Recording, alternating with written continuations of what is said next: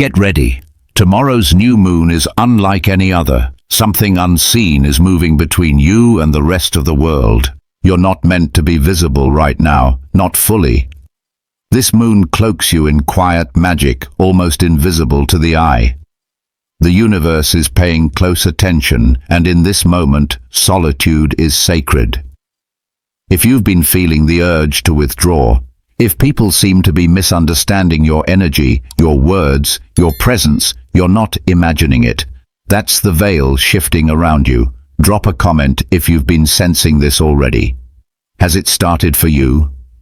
And during this new moon, you'll be given a code, but you must pay attention to realize what it is. I will explain the reason behind this later, so stick around. But first, there's something even more fragile happening, and if you share it too soon, it won't survive. Some things grow only in silence, and this moon knows it. There are realizations forming inside you that cannot survive a crowd. This new moon isn't offering answers, it's offering seeds. And if you rush to show them off, to explain them, to talk through them with others, they collapse. It's like cutting open fruit before it's ripened. It bruises instantly. The sweetness turns sour. Some of your clearest insights right now are delicate. They aren't secrets, they're frequencies, and frequencies are most alive before they're spoken. Say it too soon and it disappears. Write it down and it might change. Speak it to the wrong person and it might never return. This moon asks, can you hold the vision without proving it? Can you let it mature, unbothered? Because something is whispering to you and it's only just beginning to form. But what happens when this moon resets your compass entirely? You're about to feel it, and it won't feel like clarity at first. When the real you is too raw to show up, the copy steps in. During this new moon, something strange happens when you're around others. It's like there's a version of you, a polished, preloaded version, that takes the wheel without asking. It smiles easily. It answers questions. It knows how to behave. And on the surface, it seems to be working just fine. But it isn't you. This is the substitute self, and it activates automatically when your real self is too energetically unstable to show up. It's not evil or broken, it's a safety mechanism, but it's also lifeless. It doesn't feel joy, it doesn't feel depth. And when you come home after being around others, there's a sudden emptiness, like you've missed something important without knowing what it was. You might even catch yourself mid-conversation thinking, why am I talking like this? Who am I performing for? And that's the truth of it. This version of you performs. It says what's expected. It chooses the smoothest emotional response. But it's hollow. And every time the substitute self steps in, the real you falls further into sleep. This moon doesn't want you to perform. It doesn't want you to play nice. It wants your raw signal, even if that means silence, solitude, or just not showing up at all. Because while the substitute self keeps you functioning, it also keeps you from connecting with what's real. Joy can't reach a mask, and neither can meaning. This is why, if you can help it, don't go out and activate the clone. Don't put the mask on just to make others comfortable. This isn't the time for that. This is a reset point, and you're only going to catch it if you stay with the original you. And speaking of masks, there's one more layer we need to address, and it's the most powerful one to drop right now. Freedom doesn't come from being seen, it comes from not needing to be. This new moon is less about feeling and more about shedding. And the first thing to go? The need to care. Not in the cold, shut-down way, not in the way that numbs you out, but in the way that frees you from the illusion that you have to manage the moment. We're taught to care constantly about our image, our replies, our worth reflected back to us through others. But this moon is ruthless in its precision. It sees caring as a tether, and if you're tethered to how you're perceived, then you're already trapped. Here's the twist. During this moon, your care becomes currency. And there are people, energies, situations that are more than willing to spend it for you. Someone ignores your message and it hooks you. Someone makes a strange comment and it sticks. A slight look, a feeling of being misread, and suddenly you're spiraling to correct it. But what happens if you stop? What happens if you let the world misread you and you don't clarify? What happens if you don't post the perfect response, don't double-check the mirror, don't chase down the tension? This moon invites you into a kind of strategic detachment, not apathy, liberation. Because when you stop caring for just a moment, you slip off the grid. You become weightless, untraceable, immune to the energetic tugs that want to keep you small and spinning.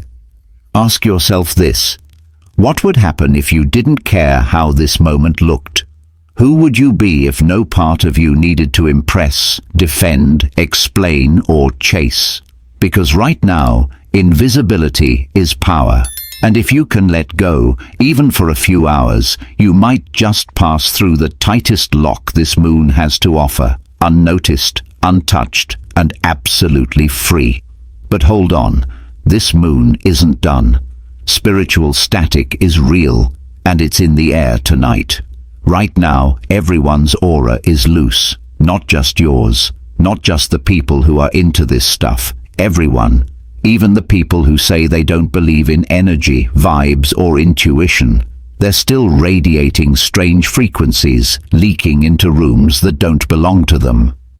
This new moon unhooks the usual energetic anchors that keep people in their own lane. It softens borders. That's why even the calmest, most grounded person might suddenly feel too loud, or too much, or just slightly wrong right now.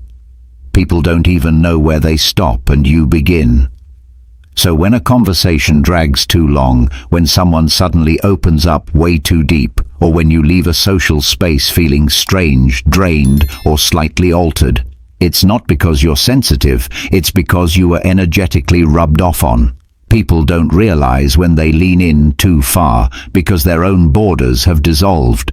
And this is why solitude isn't avoidance. Because once you're coated in someone else's aura, it becomes harder to know what's yours. You start carrying stories that don't belong to you, thoughts that aren't yours, anxieties that don't originate in your nervous system. Right now, empathy is not a gift, it's a risk. Not because people are dangerous, but because they're slippery. They're not themselves, and neither are you, if you don't carve out a boundary made of actual silence, not just physical distance. This isn't the time to have those deep talks. It's not the time to process or unpack anything with others. It's the time to go quiet, go still, and wait until everyone's energy clicks back into place. Because something is scanning us, and if you're not careful, you'll get scanned under the wrong frequency. Which brings us to something no one is talking about. What happens when the eye opens and you're still standing in the wrong crowd? If you stand in the cosmic light too soon, it tags you by mistake. Right now, something enormous is blinking above us. This new moon isn't a dark sky moment. It's a lens reset, a blinking of a great eye that scans the energetic blueprint of everyone it sees, categorizing, labeling, realigning. And if you're standing in that gaze surrounded by other people, entangled in their shifting fields, you get tagged as something you're not. That's how the eye works. It doesn't see you as you are. It sees the composite, you and everyone around you, merged together like a group photo taken too fast in bad lighting. If you're standing in the wrong scene, the universe misfiles you. It places you in an energetic drawer you don't belong to. So what happens next? You wake up days later wondering why you feel like you're playing a role you didn't audition for. Why people are treating you like someone else. Why your life seems slightly misaligned. Not wrong, but off. This isn't paranoia. This is energetic bureaucracy. The eye is not conscious. It doesn't care. It resets based on presence, not essence. And that's why invisibility is your friend right now. Let yourself not exist in their field for just a moment longer. It's not about hiding. It's about opting out of a collective snapshot that's being taken too soon. Because once that image is logged, it becomes harder to break free of it. If you want to reappear in your real form, if you want the next phase of your life to align with you, not a distorted version of you, then disappear now. Because when it opens again, that's when you step forward, fresh, untagged, ready.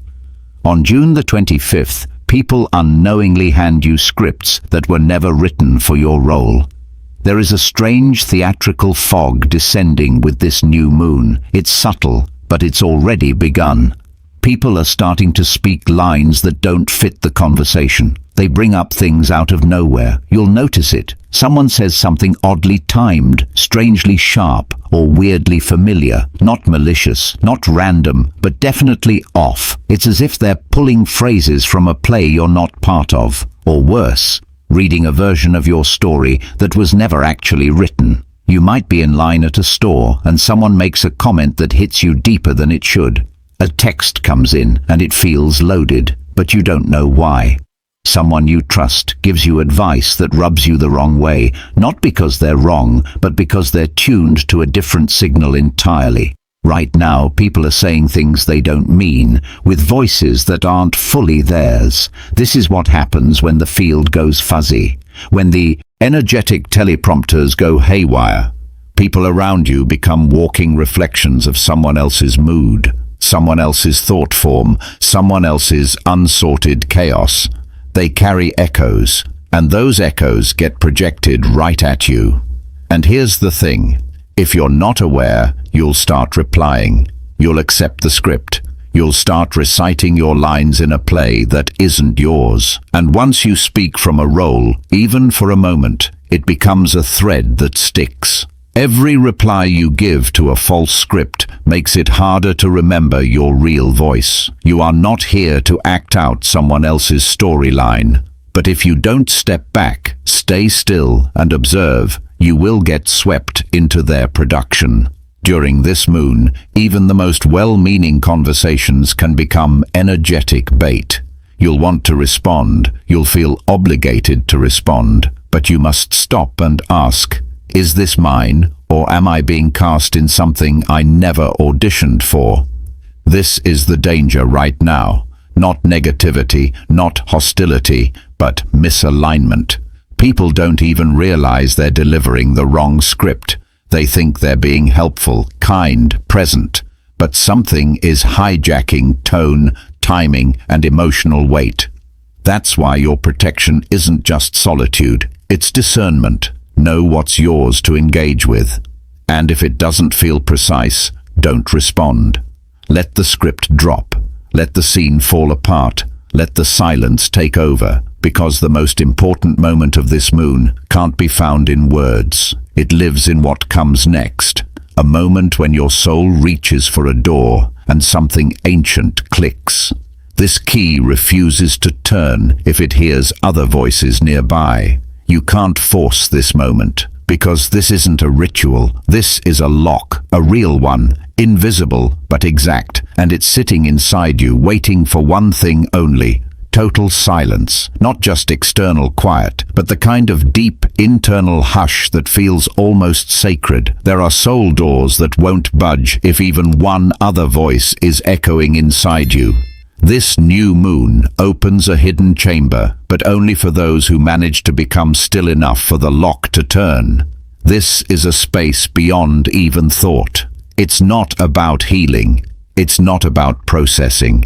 It's about listening to the point where even your inner voice starts to whisper, then fades. And then, for a few seconds, maybe less, something clicks. You'll feel it in your posture, in your breath, in the way your name feels in your chest when you say it hours later. That's how you know the lock turned.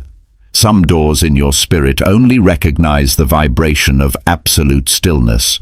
And this is why even one conversation, one voice, one glance can cost you the moment. This isn't punishment, it's precision. The soul doesn't respond to half silence, it waits for the full void. So if you've been feeling like there's a version of you just behind a wall, if you've been sensing that there's something waiting to meet you once you stop trying to meet everyone else, then this is your moment. Not to chase, not to ask, not to plan. Just to be so quiet that the universe hears you before you even say a word. And when it hears you, it gives you something strange, specific, coded. And that's what we need to talk about next. Because this moon isn't just unlocking old locks. It's delivering you a message, one that's easy to miss if you're not paying attention. You have to be alone to hear the numbers fall into place. This isn't symbolic. This isn't metaphor. This is functional. June 25th's new moon is broadcasting something real, subtle but specific. A type of alignment that doesn't announce itself with fireworks, but more like a code being dropped mid-sentence when the world thinks you're not listening. If you're distracted, if your mind is crowded, if someone else's energy is too loud in your field, you miss the handoff entirely. It's not a lesson, not a breakthrough, not a test. It's a cipher, a brief but deliberate transmission that's meant to reconfigure the way you navigate something major. This might show up as a sentence you suddenly hear differently, a memory that stings in a new place, an image, a phrase, a feeling that strikes you as bizarrely timely, but only if you're tuned in. It doesn't scream, it hums. Every once in a while, the universe doesn't try to teach you anything, it just drops the answer. And if you blink, it's gone. This moon is not playing by usual rules. It's sharp, cold, clean. It doesn't wait for you to get it together. It doesn't loop the message or give you second chances. That moment when you space out mid-conversation, or stare too long at a wall, or suddenly feel overwhelmed for no reason. That might be it. But if you immediately grab your phone, text someone, or narrate it to a friend, it slips through. The code isn't always a number. Sometimes it's a metaphor, a face, a symbol from a dream that reappears in waking life. It's that line in a movie you've seen 100 times that suddenly lands like it's aimed straight at you, but only if you're not being watched. Only if you're fully internal. Alone doesn't just mean physically solo, it means mentally uninterrupted. Even your inner dialogue has to step aside for a second. Most people miss the code not because it's hidden, but because it's too quiet to compete with how loud their lives have become. This moon brings with it a strange precision, not for everyone, not globally, but in the sense that something for you is about to calibrate, and the system delivering it only works in silent signal. Think of it like a safe cracking open, but the tumblers spin fast. You have to listen carefully, you have to feel the lock. And here's the catch. Once the moment passes, it doesn't come again. This isn't about regret or missed opportunity. It's about honoring the kind of wisdom that moves once and never loops back. If you want to catch the code, you need to give it space to land. That's why this moon doesn't want you to socialize. That's why it doesn't want you to share too soon. Because the code isn't meant to be understood by the collective. It's customized for your path, your timeline, your direction. You don't need anyone else's eyes on it. You just need to be still enough to see it form. You weren't invited to their ceremony. You were summoned to your own. There are moments in life that don't come with announcements. No flashing signs, no countdowns, no applause. They unfold like secrets, quiet, sacred, tailored, and this new moon is one of them. Think of it like a ritual that doesn't take place in a temple or a gathering, but in the unnoticed details of your own day, in how you breathe, in where your attention drifts, in the space between one version of you and the next. This isn't about stepping into your power or claiming something new. This is about witnessing something the cosmos has been preparing in the background, a shift in your position, a rearrangement in your soul's coordinates. The thing is, it doesn't need a group to validate it. In fact, the more people you're surrounded by, the more likely you are to miss it completely. You are not here to clap for someone else's evolution while yours goes unrecognized. This moon is performing a ceremony for you, and you alone. And if you're too entangled in someone else's drama or attention or need for you to play a role in their transformation, you'll be standing in the wrong audience. It's not about selfishness, it's about sacredness. You've been summoned. And you can't answer that call if you're busy clapping at the wrong altar. Maybe you've already felt it. A quiet discomfort when you're around too many people. A vague sense of missing something important when you're stuck in small talk.